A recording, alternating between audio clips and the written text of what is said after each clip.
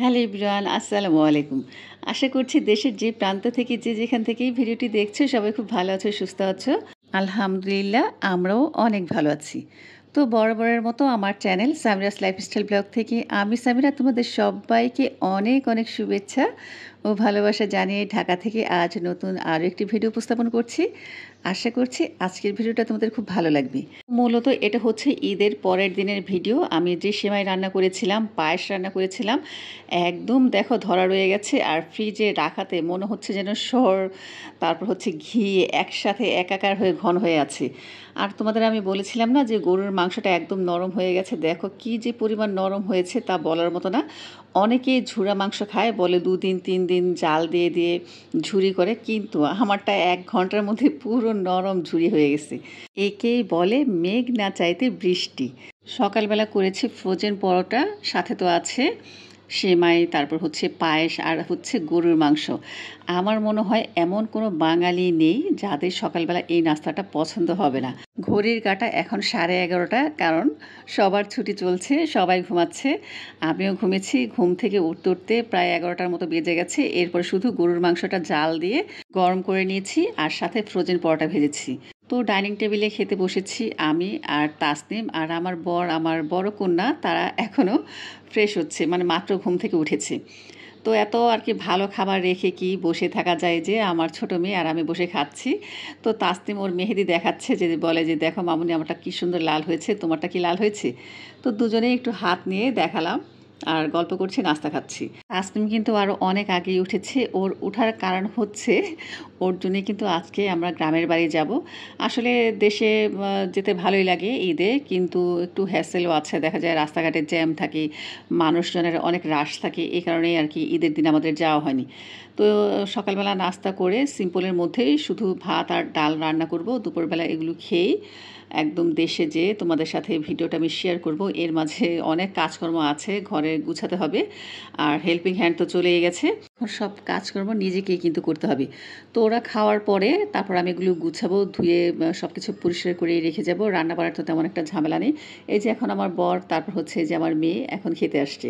আমার প্রিয় বন্ধুরা, আমি জানি না কারা এতক্ষণ সাথে আছো বা কে কে আমার ভিডিওটি দেখছো। তো তোমাদেরকে রিকোয়েস্ট করে একটা কথা বলতে চাই, যেটা সবসময় বলি, প্লিজ ভিডিওটিতে একটি লাইক দিয়ে এরপরে সম্পূর্ণ ভিডিওটি দেখা কন্টিনিউ করো। আর যারা আজকে আমার চ্যানেল নতুন ভিজিট করছে বা ভিডিওটি দেখছো, তোমাদের কাছে যদি দেখতে দেখতে ভিডিওটির কোনো একটি অংশ ভালো লেগে যায়, সেই অংশটির জন্য হলেও আমার চ্যানেলটিকে সাবস্ক্রাইব করে আমার পাশেই থেকে যেও। আর যদি তোমাদের ভালো নাও লাগে, তারপরে বলবো তোমরা ভিডিওটি দেখতে থাকো, ইনশাল্লাহ দেখতে দেখতে তোমাদের একদিন ঠিকই ভালো লেগে যাবে। তখন না হয় চ্যানেলটিকে সাবস্ক্রাইব করে দিও। আর আমার যেসব প্রাণের বন্ধুরা আমাকে সাবস্ক্রাইব করে এত দূরান্তে সহায়তা করেছো, তোমাদের জানাই মনের অন্তঃস্থল থেকে অনেক অনেক দোয়া, অনেক অনেক ভালোবাসা আর অনেক অনেক সম্মান। তো দেখো আমরা কিন্তু বেরিয়ে পড়েছি। তো ঘড়ির কাঁটা এখন প্রায় 6:30টার মতো বাজে, মাগরিবের আজান হয়ে গেছে। আসলে বাসা থেকে বের হতে হতেই আমাদের অনেকটা দেরি হয়ে গেছে, মনে হয় 5:30টার দিকে বের হয়েছিলাম। আর আমার বর তো এদিকে চিৎকার চেঁচামেচি শুরু করে দিয়েছে যে যদি মাগরিবের আজান দিয়ে দেয় তাহলে আর দেশে যাব না। আসলে বুঝে তো আর কি, কোথাও যেতে গেলে এই কাজ সেই কাজ, নানান কাজ পড়ে যায়। তো আমরা 3 দোকান নামলাম, জানি না আমার বর কেন নেমেছিল। তারপরে যে আমার 2 মেয়েও নেমেছে, তারা আবার পাশে একটু চিকেন ফ্রাই বিক্রি করছে, সেখান থেকে দুজনে 2টা চিকেন ফ্রাই নিয়েছে। তো খেতে খেতে এই যে আমরা চলে আসলাম একদম আমাদের বাড়ির ঘাটায়। এরপর বাসায় আসার পরে তো আমার ভাইয়ের বউ, আমার মা শরবত গুলিয়ে দিয়েছিল, ফল কেটে দিয়েছিল, তো সেগুলো খেয়ে যে এখন আমরা বাইরে আড্ডা মারছি। তো এখানে কিন্তু আমাদের পরিবারের সবাই আছে, আমার ছোট ভাইয়ের বউ, আমার বড় ভাইয়ের বউ, আমার ভাস্তিরা, আমার মা, আমার ভাই, শুধু আব্বা আর কি দোকানে আছে। তো এখানে বসে অনেকক্ষণ গল্পগুজব করলাম। আর এই যে আমার কোলে দেখতে পাচ্ছ, এটা হচ্ছে আমাদের পরিবারের লিটল ওয়ান, আমার ভাস্তি। তো মাশাআল্লাহ বলতে কেউ কিন্তু ভুলো না, এত লক্ষ্মী মেয়েটা, কি বলবো, মানে সবার কোলে যায়। ও কিন্তু জন্মের পরে শুধু ওকে আমরা হসপিটালে যেয়ে দেখে আসছিলাম, আর হয়তো বা আরেকবার আমরা দেখেছিলাম, কিন্তু তখন আরও ছোট ছিল। তারপরেও কিন্তু দেখি সবার কোলে যাচ্ছে, সবার কোলেই থাকছে, মানে অনেক হাসি খুশি। এই যে দেখো কি সুন্দর হেসে দিয়েছে। ওর ফুপা তো বারবার বলছিল যে ওকে আমাদের সাথে ঢাকায় নিয়ে যাব, শুধু যদি ওর ক্ষুধা লাগে তাহলে ওকে মোবাইলে খাইয়ে দিব। তো সবার কুলে কুলেই থাকছে। আর যেহেতু আমাদের ফ্যামিলিতে ওই সবার ছোট, মানে কথায় আছে না, তাকে মাটিতেও রাখা যাবে না আবার তাকে মাথায়ও রাখা যাবে না, এই অবস্থা। তো রাত্রে খাওয়া দাওয়া করে ঘুমিয়ে পড়েছিলাম। এরপর আমার বর সকালবেলা ঘুম থেকে উঠে নামাজ পড়ে হাঁটতে গিয়েছিল, আর নদীর পাড়ে গিয়েছিল হাঁটতে হাঁটতে। সেখানে নাকি দেখেছে নদী থেকে একদম তাজা পুঁটি মাছ তুলতেছে। তো শুধু পুঁটি মাছই ছিল, বেচারি কী করবে, পুঁটি মাছে নিয়ে আসে দেখো কতগুলো পুঁটি, এখানে 450 টাকার মাছ। আমাকে ঘুম থেকে অনেক ডেকেছে, তো আমি উঠে দেখি যে আমার বোন আমার ভাই বউ অর্ধেকটা মাছ কেটে ফেলেছে। তো যাই হোক, মাছটা রান্না করছি, আর কিছু বড় সাইজ বেছে রেখে দিয়েছি, ওটা আর কি ভাজবো, ভেজে ভর্তা করব। আর আমার মা আজকে বিরিয়ানি রান্না করেছে। বিরিয়ানিটা যে কী মজা হয়েছে, আসলে মায়ের হাতের রান্নার স্বাদে আলাদা। মানুষ যে বলে যে মায়ের হাতের রান্না অনেক মজা, আসলেই মায়েদের হাতের রান্নার স্বাদ আর কি অন্যরকম। আমরা কত ময় মশলা দিয়ে রান্না করি, কত তেল তুল দিই, কিন্তু মায়েরা কিন্তু তা করে না, তারপরে স্বাদ অনেক হয়। যাই হোক, খাওয়া দাওয়ার পরে এখন আমরা প্ল্যান করেছি ঘুরতে বের হব। নাফি মূলত এই জন্যই আসছে যে দেশে গিয়ে ঘুরতে যাবে। ঢাকায় তো তেমন কোথায় যাওয়া হয়নি, শুধু আমরা ঈদের দিন বের হয়েছিলাম ফাঁকা ঢাকা শহর ঘোরার জন্য। তো সেখানে যে কি অবস্থা তোমরা তো আগের ভিডিওতে দেখেছো, একটু ফোঁটা কোথাও দাঁড়ানো যায়নি, কোথাও বসে খাওয়া যায়নি। আর নাফি তো বারবার বলছিল যে আমি ড্রেস পরে কোনো ছবি তুলতে পারলাম না, দেশে যাব ছবি তুলতে। যাই হোক, এই যে এখন ঘুরতে বের হয়েছি, আর হচ্ছে যে আমার আব্বার দোকানের সামনে দাঁড়িয়েছি। এখান থেকে আমরা চিপস জুস বাচ্চারা যে যেটা নেওয়া দরকার নিয়ে গেল। ওই যে দেখা যাচ্ছে ভিতরে আমার আব্বা বসে আছে। তো দেশে এই ছোটোখাটো একটা মুদি দোকান চালায়। ঢাকা থাকতে আমার বাবা বিজনেস করতো, এখন তো দেশে থাকে। আর এই যে দেখো আমাদের বিক্রমপুরের ঘর, অনেকেই আর কি এই ঘরগুলো খুব পছন্দ করে, আমার কাছে মোটামুটি ভালো লাগে। তো আমরা যাচ্ছি হচ্ছে মাওয়া। তো মাওয়া যেতে যেতে দেখলাম রিসোর্ট। আসলে এই রিসোর্টটা আমাদের বাসার একদম কাছে, কিন্তু কখনো আমাদের যাওয়া হয়নি, সেটাই বলছিলাম আমার মেয়েকে যে দেখ এত কাছে, কিন্তু আমরা কখনো আসিনি। দেখা যাক, যদি আগামীতে আসি ইনশাল্লাহ আসবো। তো এখন যাচ্ছে মাওয়া লিফ লাউঞ্জে, এটা নতুন করেছে সবাই বলছে, মানে আমার ভাস্তিরা, তারপরে আমাদের এলাকা থেকে যারা যারা গিয়েছে বলছে খুব সুন্দর জায়গা। তো এটা শোনার পরেই আমার তো মনটা খুব আনচান করছে যে দেখবো। আর আমার ভাস্তি আমাকে দূর থেকে দেখাচ্ছে, বলে ফুপি দেখো ওই যে ওইটা হচ্ছে লিফ লাউঞ্জ। তো দূর থেকে এত সুন্দর লাগছিল, দেখো মনে হচ্ছে যেন একটা প্যালেস, মনে হচ্ছে যে আমরা একটা বাইরে কোথাও ঘুরতে এসেছি। আসলেই মানে প্রচুর সুন্দর করেছে, প্রচুর গাছপালা দিয়ে লাইটিং দিয়ে এত সুন্দর করেছে যা বলার মতো না। কিন্তু দুঃখের বিষয় হচ্ছে ভিতরে বসার তেমন কোনো ব্যবস্থা নেই, তারপর হচ্ছে খাওয়া দাওয়ার কোনো ডিসিপ্লিন নেই। আমি শুধু একটা জিনিসই চিন্তা করছি যে এটা আসলে কেমন লোক বানিয়েছে জানি না, সেই বিজনেসের কথা চিন্তা করে নেই। তবে তোমাদের আরেকটু দেখাচ্ছি, এই যে দেখো বাম পাশে কিন্তু হাতের এই যে পদ্মা সেতু টোল প্লাজা, আমার ভাসতে বলছে ফুপি তুমি এটা একটু ভিডিও করে দেখাও। তো একটুখানি ভিডিও করে নিলাম। আর এখন আমরা ভিতরে ঢুকবো। এখানে ঢুকতে কিন্তু কোনো এন্ট্রি ফি লাগে না, সবাই ইচ্ছে মতো যত খুশি তত মানুষ প্রবেশ করতে পারবে। তো ভিতরে কিন্তু আমি যাওয়ার পরে একদম হতভাগ হয়ে গেছি, আগে জানলে বলছি যে আসতামই না, যে আর কি নিয়ত করে আসি যা একটু খাওয়া দাওয়া করবো, তারপর একটু ঘোরাফেরা করবো, একটু ছবি তুলবো।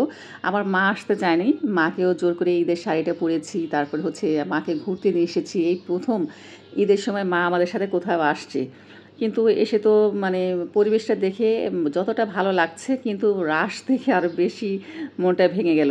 তো কি করব, আমরা প্রায় 15-20 মিনিট অপেক্ষা করেছিলাম। উপরে গিয়েছি, তারপর হচ্ছে দাঁড়িয়েছিলাম যে দেখি কোনো টেবিল ফাঁকা হয় কিনা, বসার কোনো জায়গা থাকে কিনা। না রে ভাই, কোথাও কোনো বসার জায়গা নেই। তারপর কি আর করব, মানে দুঃখ ভরা মন নিয়ে একটুখানি ভিডিও করে চলে আসলাম। তোমরাই দেখো জায়গাটা কত সুন্দর। দেখি আমি ইনশাল্লাহ যদি এর মধ্যে দেশে যাই, অবশ্যই কিন্তু নিরিবিলি যখন পরিবেশ থাকবো আসবো। জানি না নিরিবিলি পরিবেশ পাবো কিনা, সবসময় এমন রাশ থাকবে কিনা সেটাও জানি না। নিচতলায় লিফ লাউঞ্জে খাবারের মেনু দিয়ে দিয়েছে, কি কি খাবার পাওয়া যায়। তো খাবার তো পাওয়া যাবে, দূরের কথা দাঁড়ানোরও জায়গা পাইনি। এরপরে আমরা ভাবলাম যে বাসায় চলে যাব। তো আমার ছোট ভাই আর ছোট ভাইয়ের বউ অনেক রিকোয়েস্ট করলো যে চলেন আমরা নদীর পাড়ে যাই, সেখানে খুব সুন্দর জায়গা। আমার বর তো যাবেই না, কিছুতেই যাবে না, বলে যে না রাত হয়ে গেছে, চোর ডাকাতের একটা ভয় আছে। তো আমরা বললাম যে আমরা এতগুলা মানুষ, চোর ডাকাত আসবে কীভাবে, চলো যাই। তো আমার বরকে অনেক কষ্টে রাজি করিয়ে চলে আসলাম নদীর পাড়ে, মানে মাওয়া ঘাটে।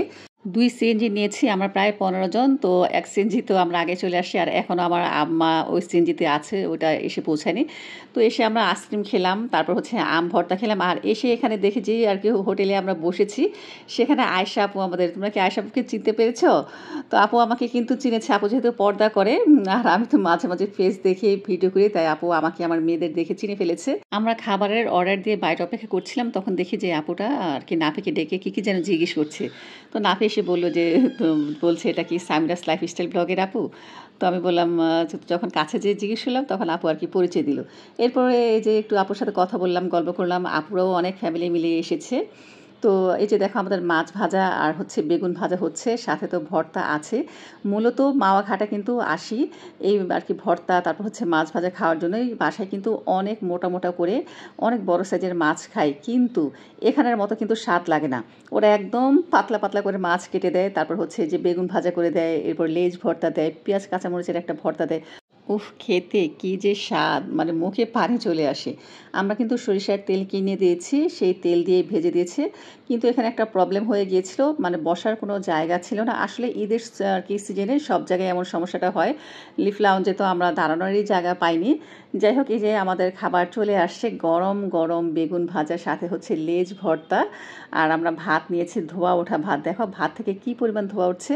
তো আমার মা বারবার বলে কি, এই এগুলো কি খাওয়ার জন্য এখানে আসছি, এগুলো কেন খাবো, চল বাসায় যেয়ে খাবো, কেন টাকা খরচ করা দরকার। আসলে মায়েরা এমনই হয়, বোঝে না। তো মাকে বললাম যে টাকার কত খরচ হবে, ঢাকায় থাকলে কি আমরা খরচা করতাম না? ঢাকায় থাকলে আমরা চাইনিজে যেতাম, চাইনিজ খেতাম। কিন্তু আসলে গ্রামীণ পরিবেশে আর মাওয়া ঘাটের খাবার তো বিখ্যাত, তোমরা সবাই জানো। তো আমরা খুব তৃপ্তি সহকারে খেলাম, কিন্তু গরমের চোটে ভালো লাগছে না, আশফাশ লাগছে। আর ওই দিক দিয়ে টেবিলে একটু খেয়াল করে দেখলাম আয়শা আপুদেরও খাওয়া শেষ। তো খাওয়া দাওয়া শেষ করে আমরা প্রায় রাত 10টা বেজে গেছে। এরপরে আবার এই যে সিএনজি নিয়ে এখন চলে আসতেছি। তো আমাদের সিএনজিটা একটু আগে আগে, আর আমার মা, তারপর আমার ভাইয়ের বউ, আমার ভাই, আমার ছোট বোনের জামাই, ওরা হচ্ছে আরেক সিএনজিতে। আর আসার সময় আমার ছোট বোনের জামাইকে বললাম চালতা আচার নিয়ে এসো। আর কি বের হওয়ার সময় দেখলাম একটা লোক অনেক আচার নিয়ে বসছে।